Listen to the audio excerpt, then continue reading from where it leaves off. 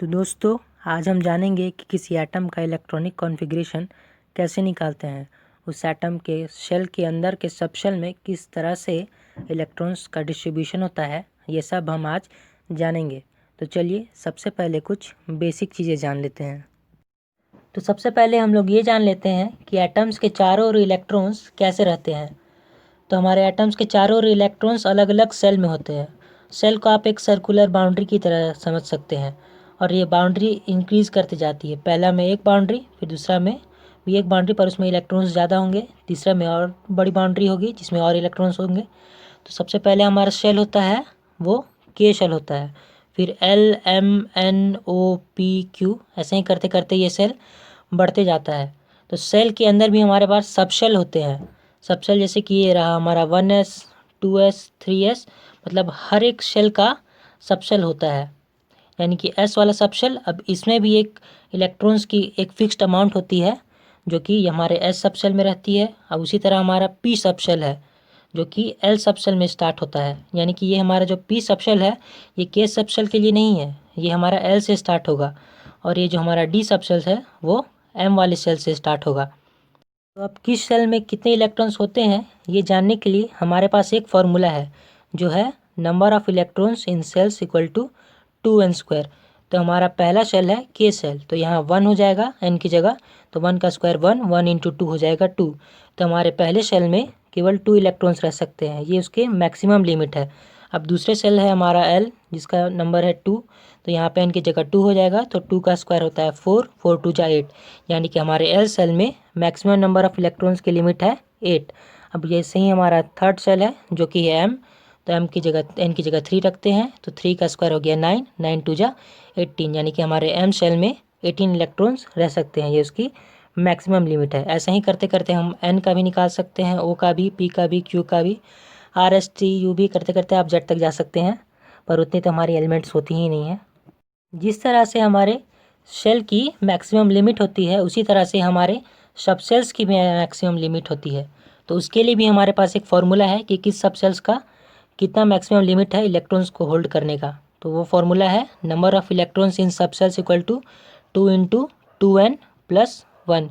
तो हमारा इसमें देखिए, इसमें एक बहुत बात अलग है कि हमारा पहला जो एस सेल है उसका वैल्यू हम 0 लेकर चलते हैं। तो यहाँ 2 इंटू 0, ये एस सेल का वैल्यू है 0, तो 2 इंटू 0 प्लस 1, तो क्या हुआ 2 इंटू 0 0 हो गया, प्लस 1 1 हुआ, 1 इंटू 2, यानी कि हमारा पहला सबशेल में 2 इलेक्ट्रॉन्स रह सकते हैं, ये उसकी मैक्सिमम लिमिट है। अब उसी तरह हमारा पी सबशेल है, तो पी सबशेल में हमारा वैल्यू है 1, तो इस बार 2 इंटू 1 2 प्लस 1 3, तो 3 इंटू 2 हो जाएगा 6, यानी कि हमारे पी सबशेल में 6 इलेक्ट्रॉन्स रह सकते हैं, ये उसकी मैक्सिमम लिमिट। इसी तरह हमारे डी में 10 इलेक्ट्रॉन्स रह सकते हैं, एफ में 14, और जी अगर होती तो उसमें 18 रहते। ऐसे ही जी एच आई जे के चलती जाएगी। चलिए अब हम जान लेते हैं कि सेल्स के अंदर की सबसेल्स की अरेंजमेंट कैसी होती है। तो पहले हमारा के शेल में 1s रहता है, यानी कि पहला एस सबशेल वाला, फिर ये ऐसे चलते जाता है। फिर हमारा जो सेकंड सबशेल है वो एल सेल से स्टार्ट होता है, और थर्ड सबशेल्स एम सेल से, यानी कि थर्ड वाला सबशेल थर्ड सेल से स्टार्ट होगा, और फोर्थ सबशेल फोर्थ सेल से स्टार्ट होगा। जैसे देखिए हमारा ये एफ वाला सबसेल्स 4 से स्टार्ट हुआ है, तो वैसे ही जी वाला सबसेल्स हमारा 5th से स्टार्ट होगा। तो अब देखिए यहाँ हमारे फर्स्ट सेल में मैक्सिमम लिमिट होती है 2, तो ये देखिए हमारे यहाँ सबसेल का भी मैक्सिमम लिमिट है 2। अब यहाँ हमारे सेकंड सेल एल में मैक्सिमम लिमिट होती है 8, तो यहाँ देखिए हमारा दो सबसेल्स है 2s और 2p, तो s की वैल्यू होती है 2 और p की वैल्यू होती है 6, तो 2 + 6 हो जाएगा 8। अब इसी तरह हमारा थर्ड सेल है जो कि है m। अब इसमें हमारे 3 सबसेल्स होते हैं, d की वैल्यू है 10, p की वैल्यू है 6, 10 + 6 16, और s की वैल्यू है 2, तो ये हो गई 18। अब यहाँ फोर्थ सेल में हमारा 4 सबसेल्स है, तो यहाँ s की वैल्यू 2, p की वैल्यू 6, यहाँ पे 10 और f की वैल्यू 14, तो यहाँ 2 6 8 8 10 18 18 एंड 14 32। तो ये देखिए हमारा सबसेल्स जो है, और सारे सबसेल्स की मैक्सिमम लिमिट और हमारे एक सेल की मैक्सिमम लिमिट दोनों मिलाकर सेम टू सेम आती है। यानी कि हमारा एल सेल का मैक्सिमम लिमिट है इलेक्ट्रॉन्स का 32 होल्ड करने का, और इन चारों का मिलाकर भी ये है 32। तो चलिए अब हम ये जानते हैं कि किसी एटम्स के इलेक्ट्रॉन्स को किस तरह से सबसेल्स में हम फुलफिल करेंगे। तो सबसे पहले हम फर्स्ट सब शेल को जाते हैं। यहाँ पे हम 2 इलेक्ट्रॉन्स फुलफिल कर सकते हैं, फिर दूसरे वाले में भी 2, फिर उसके बाद हम यहाँ चले जाएंगे, यहाँ पे 6, फिर यहाँ पे नीचे, यहाँ पे फिर 2, फिर यहाँ पे 6, फिर यहाँ पे 2, फिर यहाँ पे 10, फिर यहाँ पे 6, फिर यहाँ पे 2। अब यहाँ पे देखिए कि हमारा रूल जो है वो डायगोनली जा रहा है, ये डायगोनली है। और यहाँ पे हम जब भी स्टार्ट करेंगे तो ये ऊपर वाले से करेंगे, यानी कि 1 के बाद 2, फिर 2 के बाद यहाँ वाले गए, फिर यहाँ से नीचे, फिर यहाँ से ऊपर, फिर यहाँ से नीचे, फिर सबसे ऊपर, फिर नीचे, फिर नीचे, फिर सबसे ऊपर, फिर नीचे, फिर नीचे, फिर सबसे ऊपर, और इसी तरह से हम आगे बढ़ते जाएंगे। तब यहाँ पे हम ऑग्नेशियन जिसका एटॉमिक नंबर है 118, उसका हम इलेक्ट्रॉनिक कॉन्फ़िगरेशन निकालेंगे। तो पहले हम यहाँ 2 इलेक्ट्रॉन्स भर देते हैं फर्स्ट सबशेल में, फिर यहाँ पे सेकंड वाले एल वाले के सबशेल में फिर से 2, और यहाँ पे 6, क्योंकि इन दोनों की इसकी मैक्सिमम लिमिट है 2 और इसकी है 6। फिर हम यहाँ नीचे वाले में जाएंगे, यहाँ पर अब इलेक्ट्रॉन्स को भरेंगे, तो यहाँ पे 2 जा सकते हैं, फिर यहाँ पे 6, फिर यहाँ पे 2 जा सकते हैं, और यहाँ पे 10 जा सकते हैं, फिर यहाँ पे 6 जा सकते हैं, फिर यहाँ पे 2। अब आप ऐसा मत सोचिएगा कि यहाँ से आप डायरेक्ट यहाँ चले जाएंगे, आपको यहाँ से नीचे ही आना पड़ेगा, क्योंकि जो रूल है फिल करने का इलेक्ट्रॉन्स को वो डायगोनली जाता है। फिर यहाँ से 10, फिर यहाँ से 6, फिर यहाँ पे 2, फिर यहाँ 14, फिर 10, फिर 6, फिर 2, फिर 14, फिर 10, फिर 6, और इन सारे इलेक्ट्रॉन्स को अगर हम ऐड करेंगे तो ये हो जाएगा हमारा 118।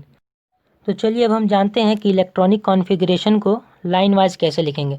तो सबसे पहले हम लिखेंगे 1s2, यहाँ 1s2, फिर 2s2, यहाँ 2s2, फिर यहाँ 2p6 पे जाएंगे, तो यहाँ 2p6, 3s2, 3s2, फिर 3p6, 4s2, 3p6, 4s2, फिर हम जाएंगे 3d10 में। याद रखिएगा यहाँ से आपको 3d10 में जाना है, ना कि 4p6 में। यहाँ 3d10 में गए, उसके बाद 4p6, फिर उसके बाद 5s2 में गए, फिर यहाँ से फिर वापस ऊपर चले गए 4d10 में, और ऐसे ही करते करते लाइन से ऊपर से बार बार स्टार्ट करके नीचे की ओर जाना है, और ऐसे करते करते हम 7p6 तक गए, और यहाँ पे हमारा टोटल हो गया इलेक्ट्रॉन्स का सम 118, जो कि हमारे एटम के एटॉमिक नंबर के बराबर है। तो यही हमारा इलेक्ट्रॉनिक कॉन्फ़िगरेशन है ऑग्निशन का। तो अब इस इलेक्ट्रॉनिक कॉन्फ़िगरेशन से अब हम इस एटम की वैलेंसी कैसे निकालेंगे। तो इसको जानने के लिए बस आपको देखना है कि इस इलेक्ट्रॉनिक कॉन्फ़िगरेशन में सबसे बड़ा नंबर कौन सा है। तो वो है 7, जैसा कि आपको दिख रहा होगा। तो अब 7 वाले नंबर को चुन लीजिए। यहाँ पे एक 7s2 है और 7p6 है, तो ये रहा हमारा 7s2 और 7p6। अब ये देखिए हमारा 7s2 वाले सबशेल में कितना इलेक्ट्रॉन्स है 2, और p वाले में 6, तो 6 + 2 हो गया 8, यानी कि हमारा इस एटम के लास्ट आउटर शेल में 8 इलेक्ट्रॉन्स है। तो ऑक्टेट रूल के हिसाब से हमारा वैलेंसी हो जाएगा 8 - 8 यानी कि 0। तो ये हमारा एक वैलेंसी हुआ इसका 0। इसका मतलब ये है कि ऑग्निशन एक स्टेबल एलिमेंट है। चलिए अब हम किसी दूसरे एटम को ले लेते हैं। यहाँ पे मैंने लिया है जिंक को, जिसका एटॉमिक नंबर है 30। तो ये जो 30 है यही हमारा इलेक्ट्रॉन्स का आप नंबर मानकर चल सकते हैं। तो सबसे पहले हम फर्स्ट सबशेल को भरेंगे जो कि है 2, फिर यहाँ नीचे वाले में भी फिर से 2 देंगे, फिर यहाँ पे इसकी मैक्सिमम लिमिट है 6, फिर यहाँ पे जाएंगे फिर 2, तो यहाँ तक हमारा कितना हो गया 2 2 4 2 6, और 6 6 12। तभी भी हमारे पास कितनी बची है 18 बची है। तो अब यहाँ पे हम फिर से यहाँ पे अब जाएंगे ऊपर में, यहाँ पे फिर 6 भरा, फिर यहाँ पे फिर 2, और फिर यहाँ पे फिर 10।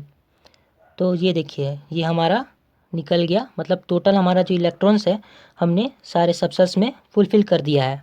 तो चलिए इसमें हम वैलेंसी हम अपने सेल्स के हिसाब से निकालेंगे। तो देखिए हमारा ये जो लास्ट सेल जो फुलफिल हुआ है वो है n का, क्योंकि यहाँ नीचे में और कोई नहीं गए हैं, बस n तक ही हमारा लास्ट सेल फुलफिल हुआ है। तो वो क्या है 4s2, यानी कि हमारा आउटर सेल n वाले में है, सब सेल में क्या वैल्यू गया है 4s2, यानी कि इसमें कितने इलेक्ट्रॉन्स है 2। तो हमारा ऑक्टेट रूल के हिसाब से इसका वैलेंसी हो जाएगा +2। अब इसके इलेक्ट्रॉनिक कॉन्फ़िगरेशन को देखें तो इसमें हो जाएगा 1s2, 2s2, 2p6, 3s2, 3p6, 4s2, 3d10। अब इससे भी हम वैलेंसी निकाल सकते हैं। तो ये देखिए इसमें हमारा सबसे बड़ा नंबर कौन सा है 4s2, तो ये रहा हमारा 4s2, और इसमें इलेक्ट्रॉन्स कितने हैं 2, तो यही हमारी वैलेंसी होगी +2। अब यहाँ पे मैंने क्लोरीन को लिया है जिसका एटॉमिक नंबर 17 है। चलिए अब इसको भी हम इसके इलेक्ट्रॉन्स को यहाँ सब सेल्स में फुलफिल कर देते हैं। तो पहले यहाँ हमारा गया 2, फिर 2 2 2 4 4 प्लस यहाँ पे गया 6, 6 4 10, फिर 10 + 2 12, फिर वापस से यहाँ पे 12 5 17, यानी कि हमारा पूरा जो है इलेक्ट्रॉन्स जो है इतने दूर में ही फुलफिल हो गया। तो अब यहाँ पे हमारा देखना है कि लास्ट शेल कौन सा है, M, क्योंकि यहीं तक हमारे इलेक्ट्रॉन्स जो है फुलफिल हुए हैं लास्टली। तो यहाँ पे हमारा देखिए 3s2 भी है और 3p5 भी है। तो यहाँ हमारा लास्ट शेल में 3s2 रहा और 3p5 रहा। तो अब वैलेंसी निकालने के लिए हमें पहले एस शेल का लेना पड़ेगा। तो इसमें कितने इलेक्ट्रॉन्स है, 2, और यहाँ हमारे पी शेल में कितने हैं, 5। तब हम इन दोनों को ऐड कर देंगे तो 5 + 2 हो गई 7। अब ऑक्टेट रूल का तो आप जानते ही हैं, जिसमें हमें 8 से माइनस करना पड़ता है। तो अगर हम 8 से 7 को माइनस करें तो हमारा इस हिसाब से हो जाएगा -1। तो ये है हमारा -1 हमारे क्लोरीन की वैलेंसी। अब इसका इलेक्ट्रॉनिक कॉन्फ़िगरेशन को देखें तो वैसे ही डायगोनली जाते रहना, हमें बार बार डायगोनल जाना है और फिर ऊपर से स्टार्ट करना है। तो सबसे पहले हमारा 1 को या 1s2, फिर 2s2, 2p6, 3s2, 3p6। अब इससे भी वैलेंसी निकालने के लिए बिगर नंबर देखना है। तो इसमें बिगर नंबर कौन सा है, 3s2 और 3p6, मतलब दोनों सेम है तो इन दोनों को लेंगे। तो ये हमारा 3s2 और 3p मतलब 3p5 है, तो 3s2 + 3p5 हो गया। यहाँ 5 + 2 7। तो ऑक्टेट रूल के हिसाब से हमारा -1 हो गया वैलेंसी किसका, क्लोरीन का।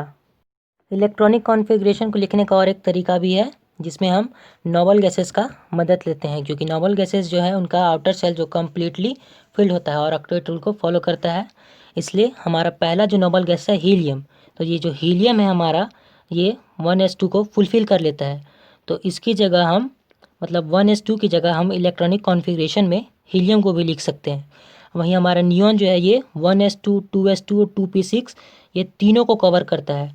तो जिस इलेक्ट्रॉनिक कॉन्फ़िगरेशन में ये तीनों आते हों तो हम इन तीनों को हटाकर केवल नियॉन लिख सकते हैं। तो नियॉन का नाम मतलब Ne लिखेंगे, क्योंकि यहाँ 10 है। अब यहाँ देखिए हमारा आर्गन जो है, तो आर्गन जो है हमारा ये 1s2, 2s2, 3s2, 2p6 और 3p6 इन सारों को कवर कर लेता है। तो अगर इन सारों को अगर हटा दिया जाए तो इसकी जगह हम आर्गन को लिख सकते हैं। अब ऐसे ही हमारा क्रिप्टन है, तो ये 3d10, 4p6 और 4s2 ये इतना पूरा मिलाकर ये सारा कवर कर लेता है। और इसका एटॉमिक नंबर कितना है, 36। तो ये 36 की जगह मतलब ये इतना भी जितना भी इलेक्ट्रॉनिक कॉन्फ़िगरेशन में कहीं भी अगर आपका ये इतना सारा आता है, इसका अगर आप रिप्लेस करके क्रिप्टन लिख सकते हैं। और जेनॉन का देख लीजिए, जेनॉन का भी ऐसा ही जाता है, ये 4d10, 5p6 और 5s2 भी मिल जाता है इसमें। तो ये जो जितना भी पूरा है ये जेनॉन के अंडर में आ जाता है। चलिए सबसे पहले देखते हैं क्लोरीन का। तो क्लोरीन का एटॉमिक नंबर है 17। अब ये देखिए ये जो 17 है किस दो नोबल गैसेस के बीच में आता है, तो ये आता है नियॉन और आर्गन के बीच में, क्योंकि नियॉन का 10 है और आर्गन का है 18। तो यहाँ पे हमें ऊपर वाला नहीं लेना है, हमें बस नीचे वाला लेना है। तो हम यहाँ नियॉन को लेंगे। तो नियॉन जो है Ne वो 10 जो इलेक्ट्रॉन्स है उन सबको कवर कर लेगा। अब इसके बाद हमें क्या बचा, जितना इलेक्ट्रॉन्स बचा, कितना बचा है, ये 7 बचा है। तो अब ये जो 7 इलेक्ट्रॉन्स है ये हमको बस अपने सबसेल्स में फुलफ़िल करना पड़ेगा। तो वो 7 इलेक्ट्रॉन्स जाएंगे 3s2 में और 3p5 में। तो ये हमारा क्लोरीन का अलग तरह का इलेक्ट्रॉनिक कॉन्फ़िगरेशन लिखने का तरीका है। आप वैसे भी लिख सकते हैं या ऐसे भी लिख सकते हैं, यह शॉर्ट फॉर्म है। उसी तरह हमारे पास कोबाल्ट है जिसका एटॉमिक नंबर है 27। तो अब ये देखिए ये जो 27 है किन दो नोबल गैसेस के बीच में आता है, तो ये है आर्गन जिसका एटॉमिक नंबर है 18 और क्रिप्टन जिसका एटॉमिक नंबर है 36। तो बड़े वाले को हम छोड़ देते हैं और हम हमेशा छोटे वाले को लेते हैं। तो आर्गन का शॉर्ट नेम है Ar। तो ये Ar ले लिए तो हम 18 इलेक्ट्रॉन्स को पहले ही कवर कर चुके हैं। अब बाकी बचे कितने इलेक्ट्रॉन्स, 7 8 9, यानी कि हमें 9 इलेक्ट्रॉन्स को बस उनके सबसेल्स में डालना है। तो ये हम पहले डालेंगे 4s2 में, तो ये हमारा 2 हो गया, और 3d7 में, यानी कि 3d वाले में 7 डाल देंगे तो ये 7 और 2 हो गए 9। तो ये हमारा कोबाल्ट का इलेक्ट्रॉनिक कॉन्फ़िगरेशन हो गया। अब यही कार्बन का ले ले, तो कार्बन का है 6। तो कार्बन किसके बीच में आता है, कौन दो नोबल गैसेस के बीच में, तो वह है हीलियम जिसका एटॉमिक नंबर है 2 और नियॉन जिसका एटॉमिक नंबर है 10। तो अब ऊपर वाले को हटा दिए और छोटे वाले को लिए, तो हीलियम यहाँ लिख दिए। और बाकी कितना बचा है इलेक्ट्रॉन्स, बचा है 4। तो ये गया 2s2 में 2 इलेक्ट्रॉन्स और 2p6 में 2 इलेक्ट्रॉन्स गए हैं। यहाँ 2 + 2 हो गया 4। तो हमारा पूरा जो कार्बन का इलेक्ट्रॉनिक कॉन्फ़िगरेशन हो गया He2s2 2p2। तो दोस्तों यहाँ पे मैंने उस टेबल में जो सबसेल्स है जिस रूल को फॉलो करते थे, यानी कि जिस लाइन से जाते थे डायगोनली और फिर ऊपर जाकर फिर वापस से नीचे, फिर सबसे टॉप पे जाके फिर डायगोनली नीचे आते थे, उसको यहाँ लाइन वाइज लिख दिया है। तो सबसे पहले हमारा 1s है, 2s, 2p, 3s, 3p, 4s, 3d, 4p, 5s, 4d, 5p, 6s, 4f, 5d, 6p, 7s, 5f, 6d और 7p इस रूल में लिख दिया है। यानी कि अगर हम कोई इलेक्ट्रॉन्स भरना हो तो आप यहाँ भरेंगे, फिर यहाँ, फिर यहाँ, फिर यहाँ, फिर यहाँ, फिर यहाँ। और ये बात याद रखिएगा कि किस सबसेल्स की मैक्सिमम वैलेंसी कितनी है, यानी कि एस की है 2, पी की है 6, डी की है 10 और एफ की है 14। तो ये देखिए हमारा हीलियम जो है ये 1s2 को कवर करता है, तो इसकी एटॉमिक नंबर है 2। यहाँ नियॉन है जो 1s2, 2s2, 2p6 को कवर करता है, इसकी है 10। तो ये अगर हमें कोई भी इलेक्ट्रॉनिक कॉन्फ़िगरेशन में ये तीनों दिखे तो हम इसे हटाकर नियॉन लिख सकते हैं। अब ये इतना बड़ा दिखे ये वाला 1s2, 2s2, 2p6, 3s2, 3p6, तो इसकी जगह हम आर्गन लिख सकते हैं। और ये क्रिप्टन के लिए ये है 3d10 और 4p6 तक। चलिए यहाँ पे देखिए हम एल्युमिनियम का इलेक्ट्रॉनिक कॉन्फ़िगरेशन निकालते हैं। तो एल्युमिनियम का इलेक्ट्रॉनिक कॉन्फ़िगरेशन निकलेगा 1s2, 2s2, 2p6, फिर 3s2 वाले सबसेल को गए और फिर आखिर में बचा है 3p1 वाले। तब इसमें देखिए जो ये 1s2, 2s2 और 2p6 है ये किसका है इलेक्ट्रॉनिक कॉन्फ़िगरेशन, नियॉन का। तो इसकी जगह हम Ne लिख देते हैं और बाकी बचा 3s2 और 3p1, तो ये हम उसको वैसे ही लिख देंगे। अब यहाँ देखिए वैलेंसी के लिए हमें क्या लेना पड़ता है, सबसे लार्ज नंबर। यहाँ सबसे लार्ज नंबर क्या बच रहा है 3 वाला, तो ये 3s2 का 2 इलेक्ट्रॉन्स और 3p1 का 1 इलेक्ट्रॉन्स, तो ये 2 + 1 हो गया 3। तो ऑक्टेट रूल के हिसाब से हमारा वैलेंसी क्या हो जाएगा +3। एक बार देख लीजिए जो वैलेंसी है हमारा, अगर आखिरी में आउटर शेल में अगर 1 इलेक्ट्रॉन्स रहेगा तो वो +1 रहेगा, 2 इलेक्ट्रॉन्स तो +2, 3 इलेक्ट्रॉन्स तो +3, 4 इलेक्ट्रॉन्स तो +4। अगर 5 इलेक्ट्रॉन्स रहेगा तब यहाँ हम 8 - 5 कर देंगे तो ये -3 में चला जाएगा। 6 इलेक्ट्रॉन्स रहेगा तो हम 8 - 6 कर देंगे तो ये -2 हो जाएगा। और 7 इलेक्ट्रॉन्स रहेगा तो 8 - 7 कर देंगे तो 1 - 1 हो जाएगा। तो ऐसे ही हम वैलेंसी निकालते हैं। और अगर 8 इलेक्ट्रॉन्स रहे तो अगर हम 8 - 8 कर देंगे तो हो जाएगा 0, जो कि होता है हमारा नोबल गैसेस के लिए, यानी कि हमारा स्टेबल एलिमेंट का वैलेंसी। अब देखिए यहाँ पे कैल्शियम है जिसका इलेक्ट्रॉनिक कॉन्फ़िगरेशन का लाइन से हम जाते हैं, जैसे 1s2 में, फिर 2s2, फिर 2p6, फिर 3s2, 3p6। ये पिछले वाले जो लाइन में मैंने बनाया था टेबल का चार्ट को लाइन में, उसी के रूल में हम जाते हैं, बढ़ते जाते हैं, आगे बढ़ते जाते हैं। आपको जहाँ तक इलेक्ट्रॉनिक कॉन्फ़िगरेशन बनाना है वहाँ तक आप याद कर सकते हैं। अगर आपको पूरे 118 एलिमेंट्स का बनाना है तो आपको पूरा जो उतना बड़ा चार्ट था उसको याद रखना पड़ेगा। अब ये देखिए यहाँ पे हमारा कहाँ से कहाँ तक का इलेक्ट्रॉनिक कॉन्फ़िगरेशन आर्गन का है। तो ये देखिए यहाँ 1s2 से 3p6 तक का जितना भी है वो हमारा आर्गन का इलेक्ट्रॉनिक कॉन्फ़िगरेशन है। देखिए 6 to 8, 8 6, 14, 15, 16, 17, 18, तो आर्गन का एटॉमिक नंबर है 18। ये इतना आर्गन कवर कर चुका है। अब बाकी बचा 4s2, तो ये 4s2 बच गया। तो ये हमारा कैल्शियम का हो गया इलेक्ट्रॉनिक कॉन्फ़िगरेशन। अब वैलेंसी भी इसी से निकल जाएगा। आखिर का नंबर कौन सा है सबसे बड़ा, 4s2 है, सिंगल ही बचा है। तो यहाँ इसमें कितने हैं इलेक्ट्रॉन्स, इसमें 2 हैं, तो ये वैलेंसी हो गई हमारी 2। तो 2 को हम +2 वैलेंसी बोलते हैं। अब देखिए यहाँ पे हमारे पास कॉपर है जिसकी एटॉमिक नंबर है 29। तो कॉपर की इलेक्ट्रॉनिक कॉन्फ़िगरेशन होती है 1s2, 2s2, 2p6, 3s2, 3p6, 4s1। देखिए यहाँ पे हमारी गड़बड़ हुई है क्योंकि हमने इसे पहले भरा नहीं पर हम आगे बढ़ गए और यहाँ पे हम 3d10 में चले गए। तो ये यहाँ पे जो गड़बड़ हुई है इसके कारण इस एटम्स में कुछ कुछ बदलाव आते हैं। चलिए इसे 4s2 ही लेके चलते हैं। तो यहाँ 3d में क्या हो जाएगा 9 हो जाएगा, क्योंकि हमें तो लगता ही ऐसा ही होना चाहिए पर ये ऐसे की जगह ऐसा हुआ, तो यहाँ कुछ तो गड़बड़ है। चलिए इसमें पहले ले ही लेते हैं। यहाँ से यहाँ तक तो हमारी आर्गन की हो गई। यहाँ पे 4s1 और 3d10 या फिर 4s2 और 3d9। यहाँ पे अगर हम वैलेंसी निकालने जाएँ तो हमारे आर्गन में यहाँ सबसे बड़ा नंबर कौन सा है 4, और इसके सबशेल में कितनी इलेक्ट्रॉन्स है 1। तो यहाँ हमारी इसके हिसाब से तो वैलेंसी 1 हो जाएगी। पर अगर हम यहाँ वाले को लें तो यहाँ पे सबसे बड़ा नंबर है 4 और यहाँ पे सबशेल में है 2, यानी इसकी वैलेंसी 2 हो जाएगी। तो ये तो गड़बड़ दिख रही है, यानी कि यहाँ वैलेंसी 1 दिख रही है और यहाँ पे 2। ये देखिए 1 वाले को तो हम कप्रस बोल सकते हैं, कॉपर की जगह कप्रस बोल सकते हैं, और 2 वाले को कप्रिक। याद रखिएगा जो छोटा वैलेंसी होता है उसके लिए OUS यूज़ होता है और बड़ा वाला वैलेंसी के लिए IC यूज़ होता है। तो ये देखिए, ये हमारा जो वैलेंसी 1 है और 2 है, हम दोनों को ले लेते हैं, यानी कि हमारे कॉपर की ये दोनों वैलेंसी हो गई। अब यहाँ हमारे पास 2 वैलेंसी है, तो ऐसे एलिमेंट्स को हम ट्रांजिशन एलिमेंट्स बोलते हैं, जिनकी एक से ज़्यादा वैलेंसी होती है। तब इसके बारे में मैं आपको अगले वीडियो में बताऊँगा। अगर आपको हमारा वीडियो पसंद आया हो तो आप प्लीज़ इस चैनल को सब्सक्राइब कर लें और बेल आइकन को दबा दें, ताकि हमारे चैनल पे आने वाले लेटेस्ट अपडेट्स आपको आसानी से मिल जाए।